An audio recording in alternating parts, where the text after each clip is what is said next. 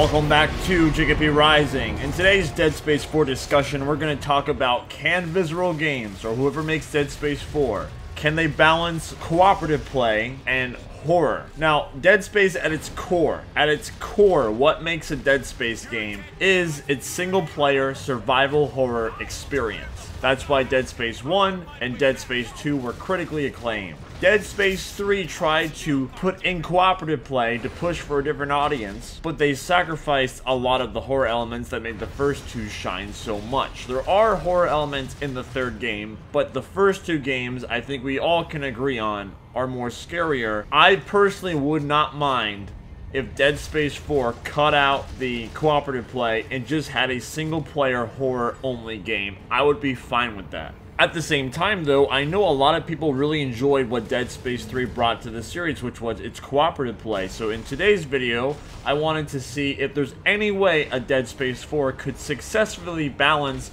cooperative play without sacrificing any type of horror. The first way that I think this could be successful is how Dead Space 3 handled it, where we had Isaac and Carver actually had a separate campaign where he was seeing different hallucinations compared to Isaac. So player 1 could see something, or maybe both players are hallucinating, and each player has like a different campaign experience, and they're experiencing different hallucinations fighting different enemies. Like they're walking through the same hallway, and then on one person's screen they're fighting two enemies, and then on another person's screen they're fighting no one. On your screen it shows your partner shooting frantically at nothing, but on his screen he's actually fighting enemies. The next way is splitting up the two players in the cooperative game. Some doors in Dead Space 3 could only open up with two people versus one person. So this is one of those doors where you need two people to open it up. Once the door's open, there's like a fork in the road, and player A goes on the left and player B goes on the right, and you're still together cooperatively, but now you're in two separate parts of this map.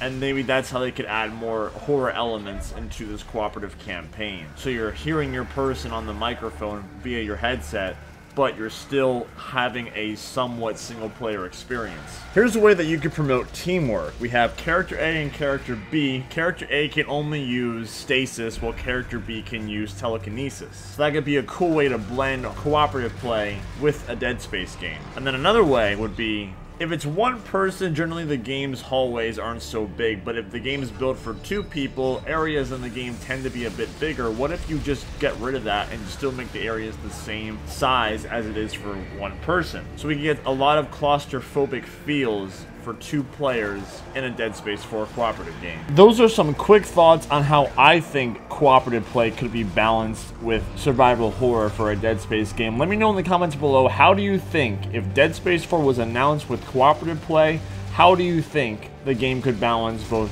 cooperative play and horror elements? If you guys like Dead Space and Dead Space 4 discussions, subscribe to JKP Rising. Thank you so much for watching. I also do videos on METROID, DEUS, BIOSHOCK, and Halo. Make sure to thumbs up the video if you enjoyed anything I had to say. And once again, I'll see you all in the next video.